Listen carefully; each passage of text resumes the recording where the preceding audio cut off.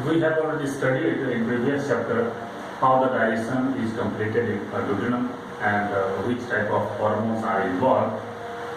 और वहाँ पे हम लोगों ने ये भी देखा कि जो पेनक्रिएटिक जूस है या बाइल जूस है वो कैसे सिक्रेट होता है और क्या क्या सिक्रेट करता है। उसको सिक्रेट करने के बाद वहाँ पे डाइजेशन जो डिफरेंट कंपाउंड्स है, डिफरेंट बायोमोलिक्यूल्स है, उसका डाइजेशन होता है। और डाइजेशन क्या होता है वहीं पे कंप्लीट हो जाता है, कहाँ पे, ड्यूडेनम रीजन में। और बाकी का जो भी रीजन है वहाँ पे इंटेस्टाइन का, specially small intestine, jejunum and ileum में वो पार्ट क्या करता है, उसका एब्जॉर्प्शन करता है। वहाँ पे भी हमने देखा पेयर पैसेज के बारे में स्टडी किया। पेयर पैसेज जो होता है वो हमारे इंटेस्टाइन में कोई इंफेक्शन हो जाए वो क्या करता है, वो WBC, चूँकि वहाँ पे WBC प्रोड्यूस होता है, तो वो क्या करता है, हमारे इंटेस्टाइन को इन्फेक्शन से बचाता है। उसके बाद क्या होता है, फूड स्मॉल इंटेस्टाइन से, स्मॉल इंटेस्टाइन में पूरा का पूरा एब्जॉर्ब हो जाता है और कहाँ पहुँचता है, लार्ज इंटेस्टाइन में। तो हम बात करते हैं कि जो स्मॉल इंटेस्टाइन में डुओडेनम है, जो वहाँ पे वो कैसे कैसे डाइजेशन होता है। डाइजेशन तो कुछ ना कुछ स्टोमक में भी हुआ है, डाइजेशन तो माउथ में भी हुआ है, लेकिन और बाकी का जो डाइजेशन है, डाइजेशन कंप्लीट होगा कहाँ, डुओडेनम रीजन में। तो हम लोग देखते हैं कैसे कैसे क्या होता है। तो digestion of most of nutrients take place in the duodenum. लगभग जितना भी न्यूट्रिएंट्स है उसका जो डाइजेशन है वो कहाँ हो जाता है, डुओडेनम में कंप्लीट हो जाता है। तो जो प्रोटीन्स हैं, पेप्टोन्स हैं, प्रोटियोजेज हैं, ये सारे जो पेनक्रिएटिक जूस के थ्रू जो एंजाइम्स या हार्मोन्स आया था, वो एंजाइम्स क्या करता है इसको, जैसे ट्रिप्सिन, कैमोट्रिप्सिन है, कार्बोक्सी करता है। ट्रिप्सिन और कैमोट्रिप्सिन क्या करता है, प्रोटीन्स को डाइजेस्ट करता है। कार्बोपेप्टाइडेज क्या करता है, ये जनरली कार्बोहाइड्रेट और जो कार्बोहाइड्रेट और प्रोटीन आपस में जुड़े रहते हैं उसको क्या करता है, ये डाइजेस्ट करता है और इसको कन्वर्ट करके किसमें बदल देता है, डाइपेप्टाइड्स। इन प्रोटीन बहुत बड़ा स्ट्रक्चर है, उसमें बहुत सारे अमाइनो एसिड्स होते हैं, तो उसको छोटे छोटे अमाइनो एसिड, छोटे छोटे स्ट्रैंड में कन्वर्ट कर देता है, तोड़ देता है, दैट इज कॉल्ड डाइपेप्टाइड्स। और ये डाइपेप्टाइड्स पड़ा हुआ रहेगा और फिर आगे बढ़ेगा। पॉलीसेकेराइड्स जो हम लोग भोजन में लेते हैं, स्टार्च क्या होता है, स्टार्च का कन्वर्जन होता है, स्टार्च प्लांट प्रोडक्ट होता है, प्लांट में जो स्टोरेज मटेरियल होता है वो स्टार्च होता है। उसी स्टार्च को क्या किया जाता है, एमाइलेज, जिसको अल्फा एमाइलेज हम लोग बोलते हैं, हम लोगों ने स्टडी किया था कि माउथ में अप्रोक्सीमेटली 30% जो डाइजेशन होता है स्टार्च का वो माउथ में होता है, लेकिन जो रेस्ट ऑफ 70% पार्ट है, यही एमाइलेज जो 70% पार्ट है वो कहाँ डाइजेशन होता है, हमारे डुओडेनम पार्ट में होता है, स्मॉल इंटेस्टाइन में। तो क्योंकि ये पेनक्रिएटिक जूस है, ये एमाइलेज कौन सिक्रेट करता है, पेनक्रियाज, और ये एमाइलेज 70% जो बच गया है हमारे पॉलीसेकेराइड्स हमारे फूड में, वो क्या करता है, इसको कन्वर्ट कर देता है डाइसेकेराइड्स। डाइसेकेराइड्स का मतलब हुआ इसमें 2 मॉलिक्यूल ऑफ क्या होगा, ग्लूकोज होगा या उसी का अल्टरनेटिव होगा। तो यानी ये डाई मतलब 2, सेकेराइड्स मतलब ग्लूकोज, ठीक है। इसमें 2 मॉलिक्यूल्स इसमें होगा और फैट यहाँ पे भी जो लाइपेज रिलीज कर रहा था पेनक्रिएटिक जूस के थ्रू, वहाँ पे जो रिलीज हो रहा है लाइपेज एंजाइम्स, और उसी के साथ हम लोगों ने ये भी देखा कि जो बाइल सिक्रेट करता है, bile salt and bile juice जो आता है, बाइल जूस क्या करता है, इसी फैट मॉलिक्यूल को क्या करता है, छोटे छोटे ड्रॉपलेट में कन्वर्ट कर देता है, दैट इज कॉल्ड इमल्सिफिकेशन। और इमल्सिफिकेशन की वजह से उसका जो सरफेस एरिया है वो काफी बढ़ जाता है और उसके ऊपर आराम से ये लाइपेज फंक्शन करता है और इसको, इस फैट को कन्वर्ट कर देता है डाइग्लिसराइड्स या मोनोग्लिसराइड्स में। क्योंकि ये डाइग्लिसराइड्स और मोनोग्लिसराइड या mainly diglyceride can not be absorb directly, so it is converted into monoglyceride. तो ये लाइपेज ही क्या करता है, इसको फाइनली मोनोग्लिसराइड में कन्वर्ट कर देता है और उसका क्या होता है, एब्जॉर्प्शन हो जाता है। फिर न्यूक्लिक एसिड जो है, न्यूक्लिक एसिड मतलब डीएनए, आरएनए, ये जितने भी हैं छोटे, जब भी हम कोई भोजन लेते हैं तो उसमें बहुत सारे सेल्स होते हैं, ना ये प्लांट प्रोडक्ट हो या एनिमल प्रोडक्ट भी हो, तो उस सेल में क्या होता है, बहुत सारे डीएनए भी होते हैं, तो उसको भी डाइजेस्ट करना बहुत जरूरी होता है। तो उसको डाइजेस्ट करने के लिए क्या किया जाता है, न्यूक्लिक एसिड में न्यूक्लियोसाइडेज और न्यूक्लियोटाइडेज, ये दोनों एंजाइम्स मैंने डिस्कस किया था, किसमें होता है, पेनक्रिएटिक जूस में पेनक्रियाज सिक्रेट करता है और वो न्यूक्लिक एसिड को कन्वर्ट कर देता है। अगर न्यूक्लियोटाइडेज होगा तो न्यूक्लियोटाइड्स में कन्वर्ट कर देगा, और अगर एंजाइम्स न्यूक्लियोसाइडेज होगा तो उसको न्यूक्लियोसाइड्स में कन्वर्ट कर देगा। हम लोगों ने न्यूक्लियोटाइड्स न्यूक्लियोसाइड्स के बारे में, न्यूक्लियोटाइड्स होता है जब उसमें एक बेस, एक शुगर और एक फॉस्फेट ग्रुप ऐड होता है, उसको न्यूक्लियोटाइड्स बोलते हैं। और अगर फॉस्फेट ग्रुप को हटा दिया जाए, सिर्फ बेस और शुगर मॉलिक्यूल्स हो, तो उसको बोलते हैं क्या, न्यूक्लियोसाइड्स। अब ये दो छोटे छोटे क्या हुआ, ये दो दो मॉलिक्यूल्स में कन्वर्ट हो गया। अब इसका फिर से फर्दर ब्रेकडाउन भी ड्यूडेनम में ही होता है। In the following biomolecules occurs in the duodenum region of small intestine. ये क्या होगा, ये सारा ब्रेकडाउन अब क्या होगा, मोनो में होगा, सिंगल में कन्वर्ट होगा। कहाँ, ये ड्यूडेनम पार्ट में ही होता है। तो ड्यूडेनम में कैसे, वैसे डाइपेप्टाइड है, तो डाइपेप्टाइड को एमिनो एसिड, डाइपेप्टाइड मतलब दो चेन है प्रोटीन छोटा छोटा पेप्टाइड्स का, तो उसको क्या करेगा, सिंगल एमिनो एसिड में ब्रेक करने वाला जो एंजाइम्स होगा, दैट इज कॉल्ड डाइपेप्टाइडेज। ये भी कौन सीक्रेट करता है, पैंक्रियाज से सीक्रेट होता है। ठीक है, तो ये डाइपेप्टाइड इसको एमिनो एसिड में कन्वर्ट कर देगा। Maltose, maltose is the combination of glucose and glucose, इसमें दो मॉलिक्यूल का बना होता है। तो maltose is converted into glucose and glucose, any two molecule of glucose by the enzymes maltase, and lactose, lactose present in the milk. When we take the milk as food, then lactase enzyme convert this lactose into galactose and glucose, because these are monosaccharides. Okay, and next one is the sucrose. Sucrose is made up of glucose and fructose. The glucose generally, sucrose is more sweeter than glucose because it has fructose. Fructose have the ketonic group, और ketone group जिस भी saccharides में हो वो ज़्यादा मीठा होता है। तो इसी वजह से सुक्रोज जो हम लोग घर में, सुक्रोज सिंपल फिर क्या बोलते हैं इसको, जस्ट उसको घर में बोलते हैं शुगर बोलते हैं। जो शुगर हम लोग देते हैं उसी को क्या बोलते हैं, सुक्रोज। सुक्रोज पे जब हम लोग अपने भोजन में सुक्रोज का यूज करते हैं, या भोजन में जो सुक्रोज होता है वो उसका सुक्रेज की हेल्प से, ये एंजाइम्स है, ये सुक्रेज क्या करता है, ग्लूकोज एंड फ्रक्टोज में मोनोमर में कन्वर्ट कर देता है। और ये मोनोमर हम लोग क्या करते हैं, एब्जॉर्ब कर दिया जाता है हमारे स्मॉल इंटेस्टाइन में। और डाइसैकराइड मोनोग्लिसराइड जो यहाँ बना है, मोनोग्लिसराइड या डाइग्लिसराइड, इसको क्या किया जाता है, ब्रेक किया जाता है। कौन, यही लाइपेज एंजाइम्स फर्दर काम करता है और ये इसको कन्वर्ट करता है फैटी एसिड एंड ग्लिसरॉल्स। तो ऑलमोस्ट जितना भी फूड है, उसका जितना भी डाइजेशन होगा, मोस्ट ऑफ ये यूं कह सकते हैं digestion is completed in small intestine, और यहाँ पे एब्जॉर्प्शन भी कंप्लीट हो जाता है। लगभग जो न्यूट्रिएंट्स का एब्जॉर्प्शन है वो यहीं पे कंप्लीट हो जाता है। इसके बाद अब जो ये डाइजेशन हुआ, इसका क्या होना है, एब्जॉर्प्शन होना है। और एब्जॉर्प्शन जो होता है वो डिफरेंट प्रोसेस के थ्रू होता है। जैसे एक्टिव प्रोसेस भी होता है, पैसिव प्रोसेस। पैसिव प्रोसेस उसको बोलते हैं जिसमें energy is not required.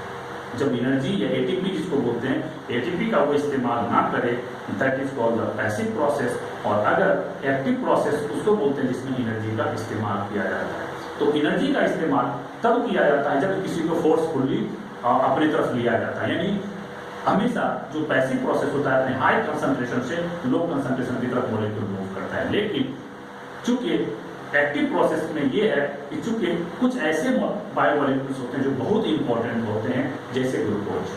Glucose हमारी बॉडी के लिए बहुत जरूरी होता है, अमाइनो एसिड बहुत जरूरी होता है। तो उसको क्या किया जाता है, लो कंसंट्रेशन से हाई कंसंट्रेशन यानी अगेंस्ट, यानी इसको बोलते हैं कंसंट्रेशन ग्रेडियंट। यानी कंसंट्रेशन ग्रेडियंट के अगेंस्ट में क्या होता है, एनर्जी लगा के क्या होता है, उस मॉलिक्यूल्स को एब्जॉर्ब किया जाता है। क्यों?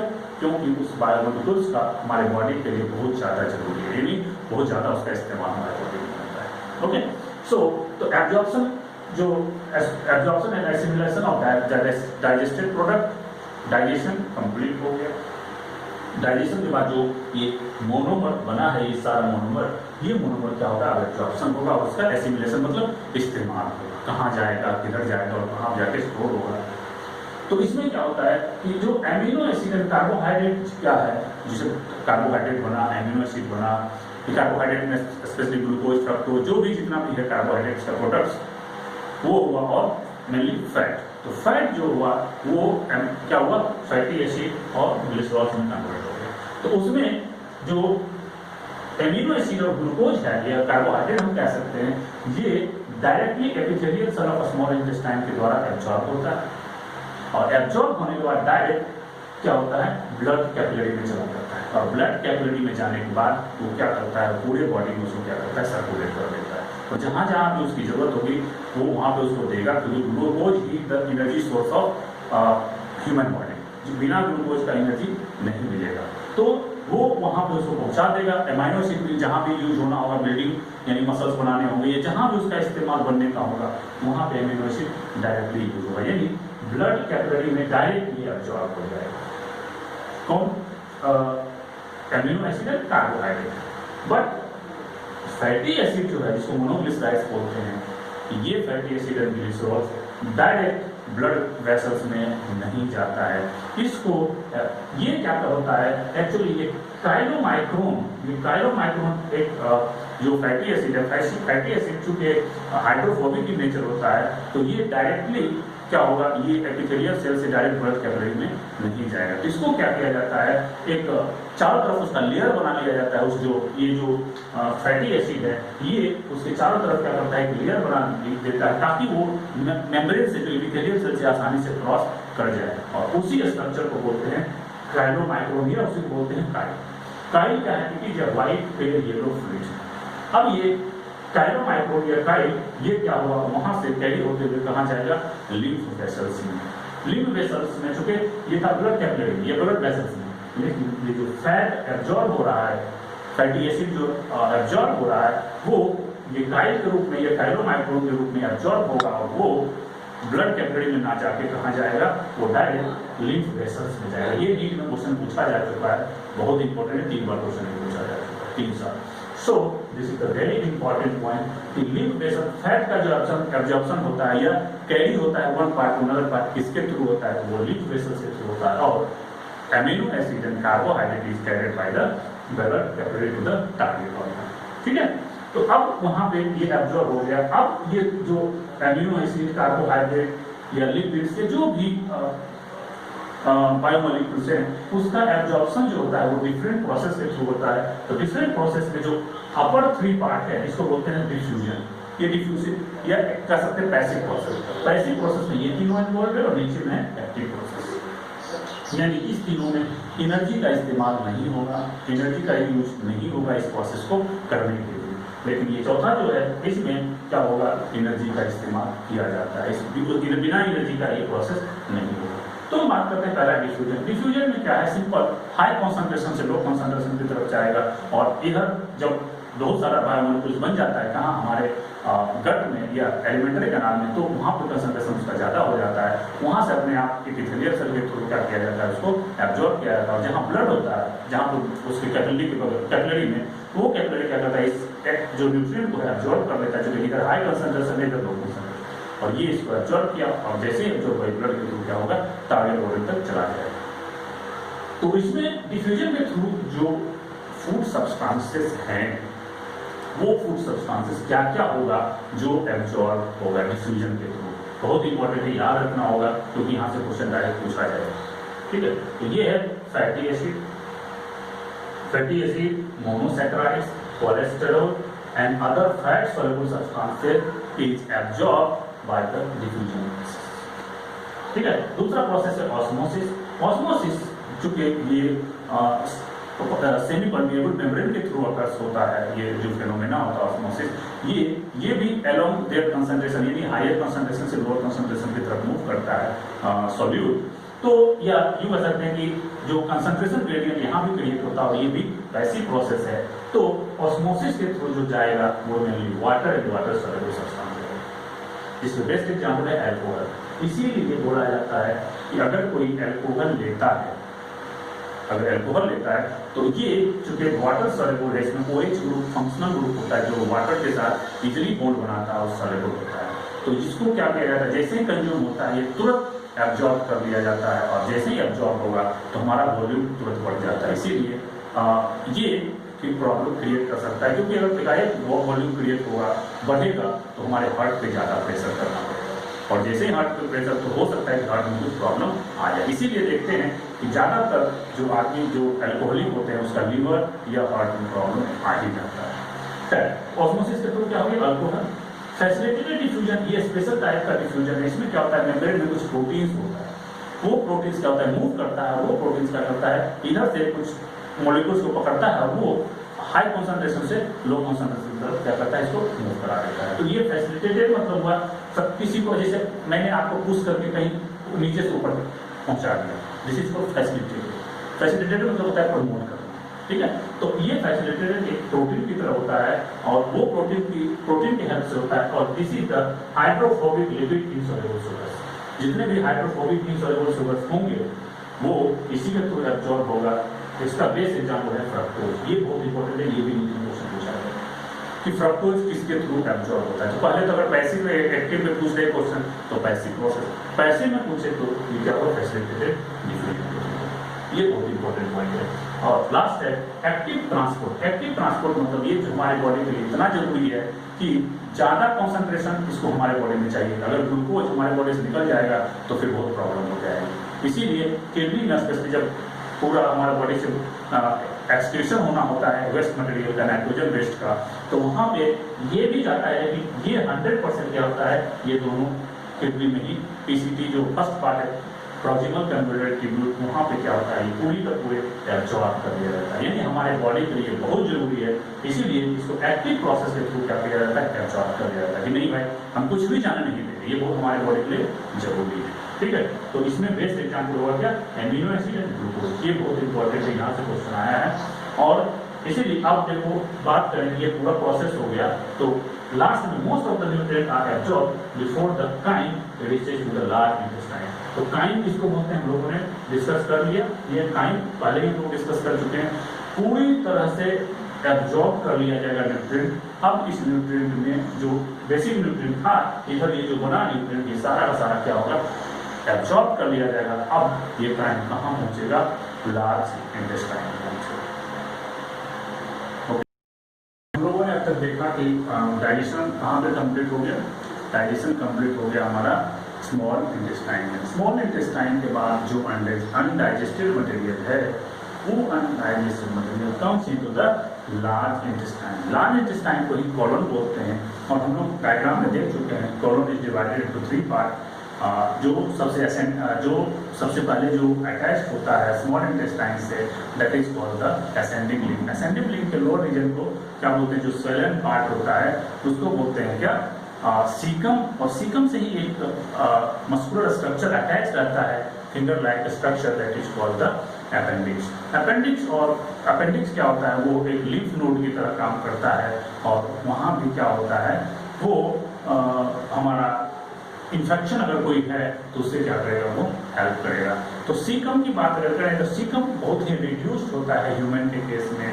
और सीकम में भी एनिमल्स, स्पेशली रूमिनेटिंग एनिमल्स जो सेलुलोज ज़्यादा यूज करते हैं, प्लांट्स मटेरियल ज़्यादा यूज करते हैं, उसमें क्या होता है, उसका साइज बड़ा होता है। तो चूंकि हमारे केस में, ह्यूमन के केस में सीकम रिड्यूस होता है या नॉन फंक्शनल होता है, इसी वजह से क्या होता है, हम लोग सेलुलोज को नहीं डाइजेस्ट कर सकते हैं। दूसरा, इस सीकम पार्ट में ही सेलुलोज डाइजेस्टिंग बैक्टीरिया प्रेजेंट होता है, इसीलिए एनिमल्स आराम से, जो रूमिनेटिंग एनिमल्स होते हैं जैसे काव, ऑक्स, बुफेलो, ये सारे क्या होते हैं, आसानी से सेलुलोज को डाइजेस्ट कर लेते हैं, because in their caecum cellulose digesting bacteria is present and they can easily digest the cellulosic materials।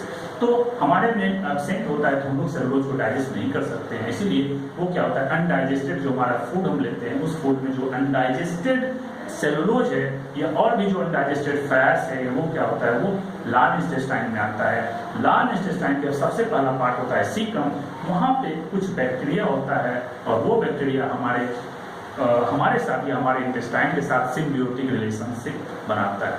Symbiotic relationship उसको बोलते हैं जिसमें दोनों बेनिफिट हो, यानी बोथ आर बेनिफिटेड, यानी हमने उसको कुछ दे दिया और बदले में उसने भी कुछ हमको दे दिया। This is called the symbiotic relationship. तो सिम्बियोटिक रिलेशनशिप का मतलब ये हुआ कि जो बैक्टीरिया है उसका नाम है ई कोलाई, इसेरेकिया कोलाई, वो क्या होता है, हमारे सीकम में प्रेजेंट होता है। हम जैसे ही अनडाइजेस्टेड मटेरियल, क्योंकि अनडाइजेस्टेड मटेरियल है उसका तो कोई यूज नहीं है हमारे लिए, तो वो अनडाइजेस्टेड मटेरियल का क्या करता है, वो इस्तेमाल करता है अपने लिए, वो एज ए फूड यूज करता है और बदले में वो हमें क्या कर देता है, विटामिन B12 और विटामिन बी, यानी specially vitamin B complex and vitamin के।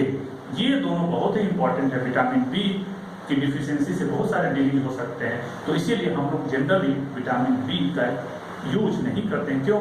क्योंकि ये हमारे बॉडी में सिंथेसाइज हो जाता है, ठीक है। लेकिन अगर मान लीजिए किसी कारणवश हम या कोई ह्यूमन बींग जनरली जो ज़्यादा एंटीबायोटिक्स यूज करता है तो वो इस बैक्टीरिया को किल कर देता है, जिसकी वजह से ये सारे यानी specially vitamin B and vitamin K की कमी हो जाती है, जिसकी वजह से डॉक्टर उसको क्या करता है, प्रेस्क्राइब करता है कि आप विटामिन बी और विटामिन के का टेबलेट लीजिए।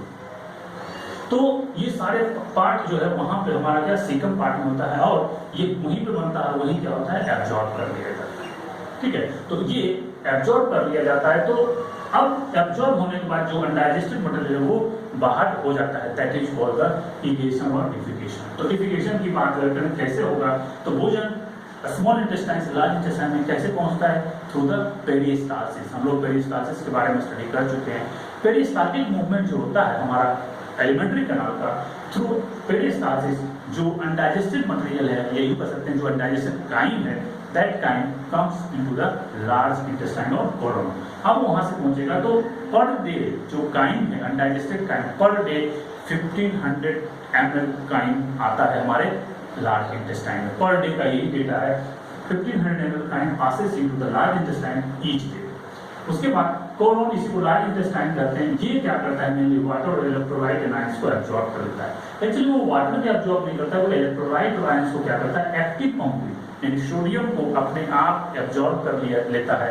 और सोडियम जैसे ही एब्जॉर्ब करेगा तो अंदर का जो कंसंट्रेशन है वो बढ़ जाता है। तो वाटर मॉलिक्यूल परमेबल होता है, आसानी से पार कर सकता है सेल को, तो वो क्या करता है, उसके पीछे पीछे कॉन्सेंट्रेशन को मेंटेन करने के लिए वाटर मॉलिक्यूल के साथ क्या होता है, एब्जॉर्ब कर लिया जाता है। तो वहां पे वाटर, जैसे एग्जांपल ले कि किसी भी गाय को ले जाना हो तो क्या करते हैं, उसके आगे भी क्या बछड़े को ले जाते हैं, तो बछड़ा आगे चलता जाएगा और क्या होगा, उसके पीछे पीछे गाय भी चलती चली जाएगी। वैसे ही सोडियम आयन जैसे जैसे जिधर जाएगा वाटर मॉलिक्यूल उसी के साथ चलता चला जाएगा और कंसंट्रेशन को मेंटेन रखेगा। तो यहाँ पे हमारे कॉलम में mainly water and electrolytes and ions absorb किया जाता है। यहाँ से भी क्वेश्चन राइज किया जा सकता है और क्वेश्चन पूछा भी गया है कि water and electrolyte mainly absorb in which part of the alimentary canal. तो किस पार्ट में होगा, हमारा कॉलम पार्ट में।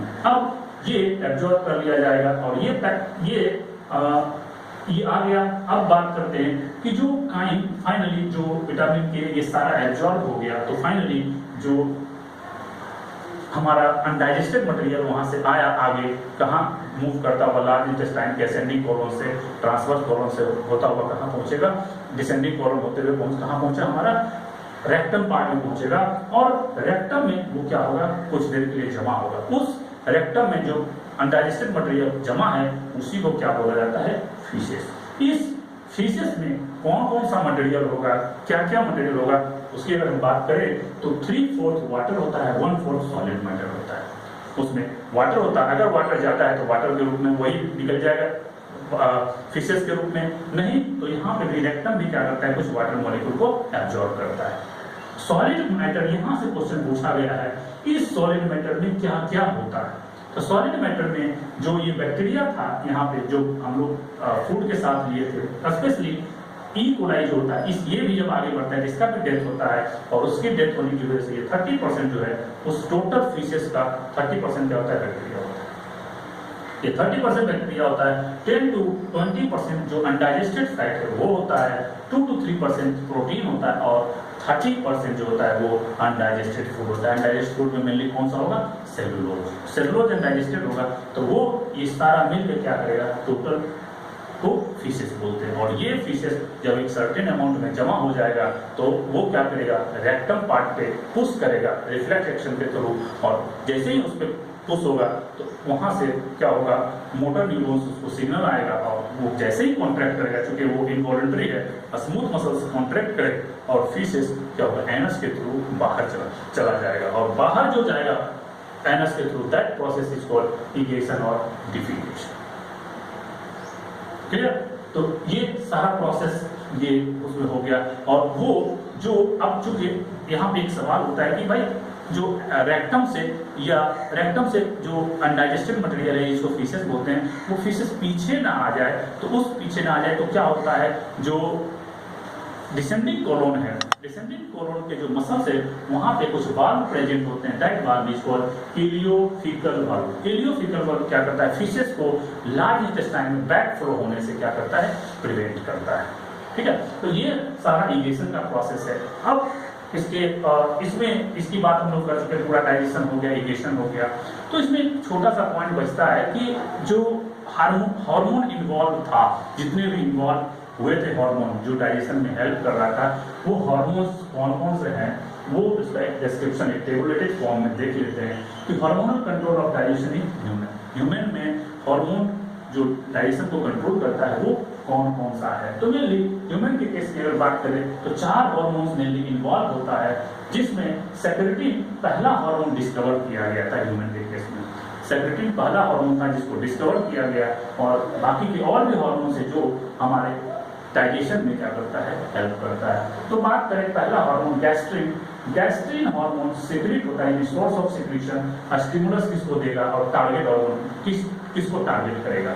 तो बात करें गैस्ट्रिन सोर्स ऑफ सिक्रेशन यानी कहां से ये रिलीज होता है, ये रिलीज होता है पाइलोरिक स्टोमक एंड ड्यूडेनम, ये दोनों पार्ट में रिलीज होता है। स्टोमक के पाइलोरिक रीजन में भी रिलीज होता है और ये ड्यूडेनम पार्ट में भी रिलीज होता है। और किसको ये स्टिमुलस देगा, ये स्टिमुलस देगा वैगस नर्व को, ये वैगस नर्व को स्टिमुलस देता है। दूसरा, ये peptides and proteins in stomach जैसे ही आएगा वैसे ही ये सेक्रेटिन क्या करेगा, वहां पे तुरंत रिलीज होना शुरू हो जाएगा। जैसे रिलीज होगा ब्लड में, और ब्लड रिलीज में जैसे हुआ तो वो सिग्नल किसको देगा, सेक्रेटरी सेल ऑफ स्टोमक, यानी पेप्टाइड्स एंड प्रोटीन स्टोमक में आता है, इसका डाइजेशन करना होता है। इसको डाइजेशन करने के लिए बहुत सारे सिक्रीशन करेगा, वो सिक्रीशन को यही गैस्ट्रिन हार्मोन क्या करता है, स्टिमुलेट करता है, और वो स्टिमुलेट करेगा किसको, secretory cell of stomach, secretion of HCl और स्टिमुलेट गैस्ट्रिक मोबिलिटी, यानी गैस्ट्रिक यानी जो स्टोमक है उसके मोबिलिटी को कंट्रोल करेगा, HCl सीक्रेट करवाएगा, और भी जितने भी सेक्रेटरी सेल्स है, लाइक जो चीफ सेल है, पेप्टिक सेल्स है, या जो भी पैराइटल सेल्स है, सारे को क्या करेगा, वो एक्टिवेट करेगा और यहाँ पे प्रोटीन का डाइजेशन होगा। दूसरा हार्मोन है कोलिसिस्टोकाइनिन। कोलिसिस्टोकाइनिन मेनली यानी एक यहाँ पे ट्रिक भी है कि सिर्फ गैस्ट्रिन ही यहाँ पे रिलीज होता है, बाकी सारा ड्यूडेनम में रिलीज होता है। जितने भी हार्मोन्स है ड्यूडेनल पार्ट में होता है, स्मॉल इंटेस्टाइन का अपर पार्ट होता है ड्यूडेनम, मिडिल पार्ट होता है इलियम, और लास्ट पार्ट मिडिल पार्ट होता है जेजुनम, और लास्ट पार्ट होता है इलियम। तो स्टोमक में सिर्फ गैस्ट्रिन रिलीज होता है, बाकी जितना भी है वो ड्यूडेनम में रिलीज होता है। तो दूसरा कोलिसिस्टोकाइनिन, कोलिसिस्टोकाइनिन ड्यूडेनम से रिलीज होता है, और ये तब रिलीज होता है जब फैटी एसिड एमिनो एसिड कहाँ आता है, ड्यूडेनम पार्ट में आता है। अब चूंकि इसका डाइजेशन करना है तो ये कोलिसिस्टोकाइन चूंकि फैटी एसिड है यहाँ पे, तो फैटी एसिड को डाइजेस्ट करने कौन इमल्सिफाई करता है, बाइल। तो बाइल कहाँ होगा, गॉल ब्लैडर में, यानी गॉल ब्लैडर को स्टिमुलेट करेगा गॉल ब्लैडर को, और जैसे ही गॉल ब्लैडर स्टिमुलेट होगा वो क्या होगा, बाइल वहां पे रिलीज हो जाएगा, और फैट का क्या होगा, इमल्सिफिकेशन हो जाएगा। तीसरा है हार्मोन सिक्रेटिन, सिक्रेटिन भी ड्यूडेनम से रिलीज होता है, और ये तब रिलीज होगा जब फूड के साथ बहुत ज्यादा HCl वैल्यू कर सकते हैं स्ट्रॉन्ग एसिड आएगा, यानी काइंड जब जैसे ही आएगा उसमें चूंकि बहुत ज्यादा स्ट्रॉन्ग एसिड्स है, और वो स्ट्रॉन्ग एसिड की वजह से ये सेक्रेटिन रिलीज होगा, और ये टारगेट किसको करेगा, पेंक्रियाज को। क्यों, क्योंकि पेंक्रियाज ही रिलीज करता है HCO3।